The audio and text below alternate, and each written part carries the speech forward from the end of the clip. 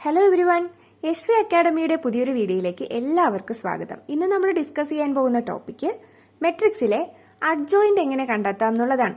അപ്പോൾ ഈ ഒരു ടോപ്പിക്കിനെ കുറിച്ച് പറയാനാണെങ്കിൽ മെട്രിക്സിലെ ഇൻവേഴ്സ് കണ്ടെത്താനും അതുപോലെ ഒരു സൈമൾട്ടേനിയസ് ഇക്വേഷൻ കിട്ടിക്കഴിഞ്ഞാൽ അതിനെ മെട്രിക്സ് ഫോമിലേക്ക് കൺവേർട്ട് ചെയ്ത ശേഷം സോൾവ് ചെയ്യാനും ഒക്കെ അഡ്ജോയിന്റ് നമുക്ക് ആവശ്യമാണ്. അപ്പോൾ എക്സാമിന് ഉറപ്പായിട്ടും ഈ ഭാഗത്തു നിന്നുള്ളൊരു ക്വസ്റ്റ്യൻ ഉണ്ടാവും. അതായത് അഡ്ജോയിന്റിന്റെ ആപ്ലിക്കേഷൻ വെച്ചിട്ടുള്ള ഒരു ക്വസ്റ്റ്യൻ ഉറപ്പായിട്ടും ഉണ്ടാവും. ഒരു എസ് എ ക്വസ്റ്റ്യൻ തന്നെ നമുക്ക് പ്രതീക്ഷിക്കാം. നിങ്ങൾക്ക് പ്രീവിയസ് ക്വസ്റ്റ്യൻ പേപ്പേഴ്സ് ഒക്കെ ചെക്ക് ചെയ്താൽ കാണാൻ പറ്റുന്നതാണ്. അപ്പോൾ ഇത് ഉറപ്പായിട്ടും ചോദിച്ചിട്ടുള്ള ഒരു ക്വസ്റ്റ്യൻ ആണ്. അപ്പോൾ അത്രയും ഒരു ഇമ്പോർട്ടൻസ് കൊടുത്ത് തന്നെ പഠിക്കാനായിട്ട് ശ്രദ്ധിക്കുക. അതുപോലെ വീഡിയോ എല്ലാവരും സ്കിപ്പ് ചെയ്യാതെ കാണുക. ഇനി ഈ വീഡിയോ നിങ്ങൾക്ക് യൂസ്ഫുൾ ആണെങ്കിൽ തീർച്ചയായിട്ടും ലൈക്ക് ചെയ്യുക, കമന്റ് ചെയ്യുക, ഷെയർ ചെയ്യുക. അതുപോലെ വീഡിയോ കാണുന്ന എല്ലാവരും സബ്സ്ക്രൈബ് ചെയ്യാൻ മറക്കരുത്. നിങ്ങളുടെ സപ്പോർട്ട് ഉണ്ടെങ്കിൽ മാത്രമേ എനിക്ക് മുന്നോട്ട് പോകാനായിട്ട് സാധിക്കുകയുള്ളൂ. അതുകൊണ്ട് എല്ലാവരും എന്നെ ഒന്ന് സപ്പോർട്ട് ചെയ്യുക. അപ്പോൾ നമുക്ക് ഇന്നത്തെ ക്ലാസ്സിലേക്ക് പോകാം.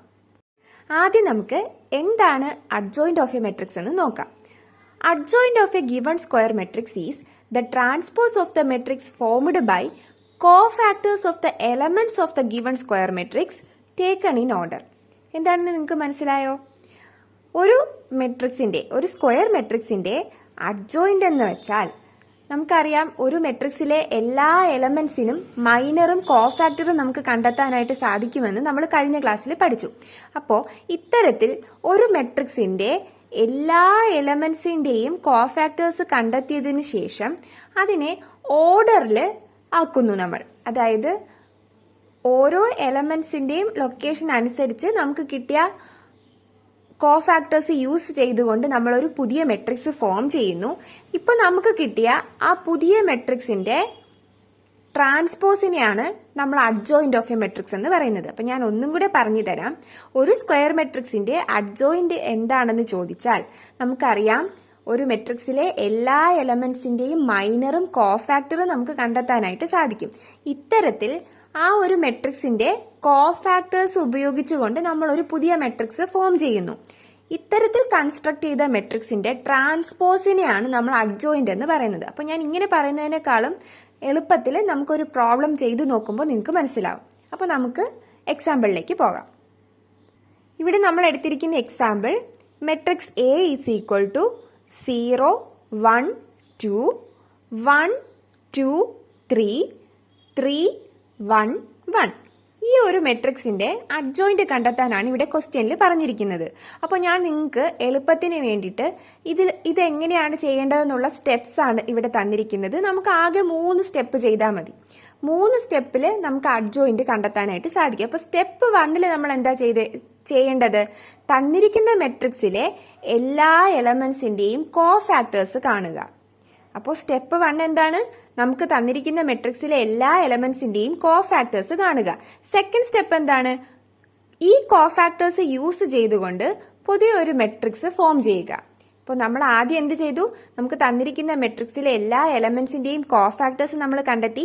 ഇനി ഈ കോഫാക്ടേഴ്സ് യൂസ് ചെയ്തുകൊണ്ട് നമ്മൾ എന്ത് ചെയ്തു? നമ്മൾ ഒരു മെട്രിക്സ് ഫോം ചെയ്തു. ഇനി മൂന്നാമത്തെ സ്റ്റെപ്പ് എന്താണ്? ഈ ഫോം ചെയ്ത മെട്രിക്സിന്റെ ട്രാൻസ്പോസ് കാണുക. അപ്പൊ സിമ്പിൾ അല്ലേ? എല്ലാവരും പഠിച്ചു കാണുമല്ലോ. തന്നിരിക്കുന്ന മെട്രിക്സിലെ എല്ലാ എലമെന്റ്സിന്റെയും കോഫാക്ടേഴ്സ് നമ്മൾ ആദ്യം കണ്ടുപിടിക്കുന്നു. ഈ കോഫാക്ടേഴ്സ് യൂസ് ചെയ്തുകൊണ്ട് നമ്മൾ പുതിയൊരു മെട്രിക്സ് കൺസ്ട്രക്ട് ചെയ്യുന്നു. അതിലെ ഇപ്പൊ നമുക്ക് കിട്ടിയ പുതിയ മെട്രിക്സിന്റെ ട്രാൻസ്പോസ് കാണുന്നു.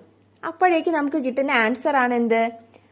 തന്നിരിക്കുന്ന മെട്രിക്സിന്റെ അഡ്ജോയിന്റ് എന്ന് പറയുന്നത്. നമുക്കിതിന് ചെയ്തു നോക്കാം. അപ്പൊ നമുക്ക് ഇവിടെ തന്നിരിക്കുന്ന മെട്രിക്സ് ഏതാണ്? ഞാൻ ഒന്നുകൂടെ പറയാം. Matrix A is equal to 0 1 2 1 2 3 3 1 1. അപ്പൊ ഇനി നമുക്കുള്ള ഫസ്റ്റ് സ്റ്റെപ്പ് എന്താണ്? മെട്രിക്സിലെ എല്ലാ എലമെന്റ്സിന്റെയും കോഫാക്ടേഴ്സ് കണ്ടെത്തുക. അപ്പൊ കോഫാക്ടേഴ്സ് കണ്ടെത്തണമെങ്കിൽ നമുക്ക് ആര് വേണം? മൈനർ വേണം അല്ലെ? അപ്പൊ മൈനറും കോഫാക്ടറും എങ്ങനെയാണ് കണ്ടെത്തേണ്ടതെന്ന് നമ്മൾ ഓൾറെഡി കഴിഞ്ഞ ക്ലാസ്സിൽ പഠിച്ചതാണ്. അപ്പൊ ഞാൻ അതിന്റെ വീഡിയോ ഇട്ടിട്ടുണ്ട്. അപ്പോൾ അത് ഡൗട്ടുള്ള ആൾക്കാർ ഒന്നുകൂടെ അത് പോയി കണ്ട് ക്ലിയർ ആക്കിയതിന് ശേഷം മാത്രം ഈ വീഡിയോ കാണുക. ഓക്കെ? അപ്പൊ എങ്കിലേ നിങ്ങൾക്ക് മനസ്സിലാവത്തുള്ളൂ. ആ ഒരു കണ്ടിന്യൂഷൻ അനുസരിച്ചാണ് പോയിക്കൊണ്ടിരിക്കുന്നത്. അപ്പൊ അതുകൊണ്ട് ആ ഒരു വീഡിയോ കണ്ടതിന് ശേഷം മാത്രമേ നിങ്ങൾ ഈ വീഡിയോ കാണാവൂ. ഓക്കെ? അപ്പോൾ ഇവിടെ ഇപ്പോൾ എല്ലാ എലമെന്റ്സിന്റെയും മൈനറും കോഫാക്ടറും കണ്ടെത്തുന്നത് എങ്ങനെയെന്ന് പറഞ്ഞാൽ നമ്മളെ വീഡിയോ ഭയങ്കര ലോങ് ആയി പോവും. അതുകൊണ്ട് ഞാൻ എന്തായാലും ആ ഒരു പോർഷൻ സ്കിപ്പ് ചെയ്യാണ്. ജസ്റ്റ് നമുക്ക് കിട്ടിയ കോഫാക്ടേഴ്സ് യൂസ് ചെയ്തുകൊണ്ട് കൺസ്ട്രക്ട് ചെയ്ത ആ ഒരു മെട്രിക്സ് തൊട്ടേ ഞാൻ ഇനി പറയുന്നുള്ളൂ. ഓക്കെ, അപ്പോൾ ഞാൻ നിങ്ങൾക്ക് വേണ്ടിയിട്ട് ഇതിന്റെ നോട്ട് ടെലഗ്രാം ചാനലിൽ തന്നേക്കാം. ഓക്കെ, ഞാൻ അവിടെ പോസ്റ്റ് ചെയ്തേക്കാം. അപ്പോൾ അവിടെ നിങ്ങൾ ഇതിന്റെ അതായത് മൈനറും കോഫാക്ടറും എങ്ങനെ കണ്ടെത്തിയത് എന്നുള്ളത് അറിയണം എന്നുള്ളവർ അവിടെ ആ നോട്ട് ചെക്ക് ചെയ്താൽ മതി. ഞാൻ ഈ ഒരു ക്വസ്റ്റ്യൻ എന്തായാലും ടെലഗ്രാം ചാനലിൽ പോസ്റ്റ് ചെയ്തേക്കാം. ഓക്കെ, അപ്പോൾ നമുക്ക് തന്നിരിക്കുന്ന മെട്രിക്സിലെ എല്ലാ എലമെന്റ്സിന്റെയും മൈനറും കോഫാക്ടറും കണ്ടെത്തി.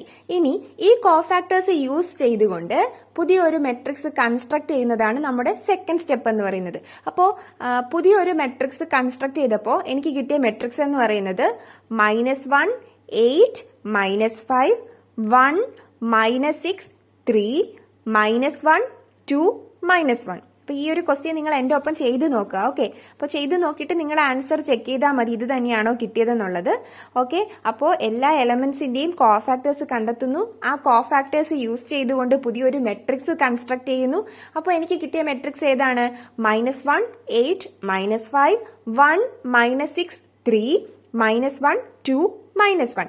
അപ്പോൾ നമ്മൾ സെക്കൻഡ് സ്റ്റെപ്പ് കംപ്ലീറ്റ് ആക്കിയിട്ടുണ്ട്. ഇനി നമ്മുടെ തേർഡ് സ്റ്റെപ്പ് എന്താണ്? അഡ്ജോയിന്റ് കാണുക എന്നുള്ളതാണ് അല്ലേ. അഡ്ജോയിന്റ് നമ്മൾ എങ്ങനെയാ കാണുന്നത്? നമുക്ക് ഇപ്പൊ കിട്ടിയ നമ്മൾ പുതിയതായിട്ട് കൺസ്ട്രക്ട് ചെയ്ത മെട്രിക്സിന്റെ ട്രാൻസ്പോസ് നമ്മൾ കണ്ടുപിടിക്കും അല്ലേ. ഇപ്പോൾ നമുക്ക് പുതിയതായിട്ട് നമ്മൾ കൺസ്ട്രക്ട് ചെയ്ത മെട്രിക്സിന്റെ ട്രാൻസ്പോസിനെ നമ്മൾ കണ്ടെത്തുന്നു. ട്രാൻസ്പോസ് എങ്ങനെയാ കണ്ടെത്തുന്നത് അറിയാമോ?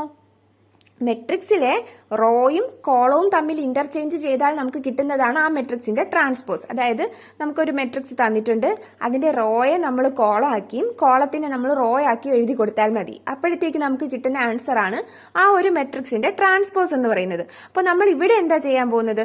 നമുക്ക് കിട്ടിയ കോഫാക്ടേഴ്സ് യൂസ് ചെയ്തുകൊണ്ട് നമ്മൾ എന്ത് ചെയ്തു? പുതിയൊരു മെട്രിക്സ് കൺസ്ട്രക്ട് ചെയ്തു. ഈ ഇപ്പോൾ കിട്ടിയ മെട്രിക്സിന്റെ ട്രാൻസ്പോസ് നമ്മൾ കണ്ടെത്തുന്നു. അതായത് ഇപ്പോൾ കിട്ടിയ ആ മെട്രിക്സിന്റെ റോയെ കോളമാക്കിയും കോളത്തിന്റെ റോ ആക്കിയും നമ്മൾ എഴുതുന്നു. ഓക്കെ, നമുക്ക് ചെക്ക് ചെയ്ത് നോക്കാം.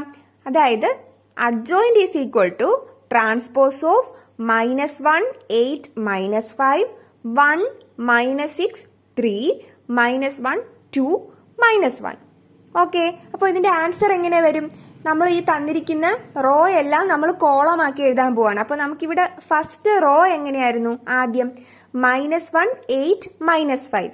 അതിനെ ഞാൻ ഇവിടെ ആൻസറിൽ എങ്ങനെ എഴുതി? ആ ഒരു റോ ഞാൻ കോളമാക്കി എഴുതി അല്ലേ. നോക്കിക്കേ, -1 8 -5 കോളമാക്കിയല്ലേ എഴുതിയിരിക്കുന്നേ. അപ്പോൾ അതുപോലെ നമുക്ക് ചെയ്യുമ്പോൾ ആൻസർ എങ്ങനെ കിട്ടും? -1 1 -1 8 -6 2 -5 3 -1.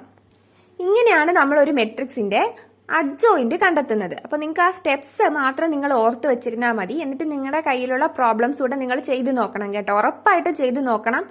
ഷുവർ ആയിട്ട് ഈ ഒരു ക്വസ്റ്റ്യൻ നിങ്ങൾ പഠിച്ചിട്ട് തന്നെ പോകണം. ഉറപ്പാണ് എക്സാമിന് 100% ഈ ഒരു പോർഷൻ ഉൾപ്പെടുന്ന ഒരു ക്വസ്റ്റ്യൻ നിങ്ങൾക്ക് ഉണ്ടാവും. നിങ്ങൾക്ക് ഭാഗ്യം ഉണ്ടെങ്കിൽ essay ആയിട്ട് ചോദിക്കും. ഓക്കെ, അപ്പൊ അതുകൊണ്ട് എല്ലാവരും പഠിച്ചിട്ട് പോവുക. അപ്പൊ ഞാൻ ഒന്നുകൂടെ സ്റ്റെപ്പ് പറഞ്ഞുതരാം. നമ്മൾ എന്താ ചെയ്തത്? ഒരു മെട്രിക്സിന്റെ അഡ്ജോയിന്റ് കാണാൻ വേണ്ടിയിട്ട് ആദ്യം എന്ത് ചെയ്തു? തന്നിരിക്കുന്ന മെട്രിക്സിലെ എല്ലാ എലമെന്റ്സിന്റെയും കോഫാക്ടേഴ്സ് നമ്മൾ കണ്ടെത്തി.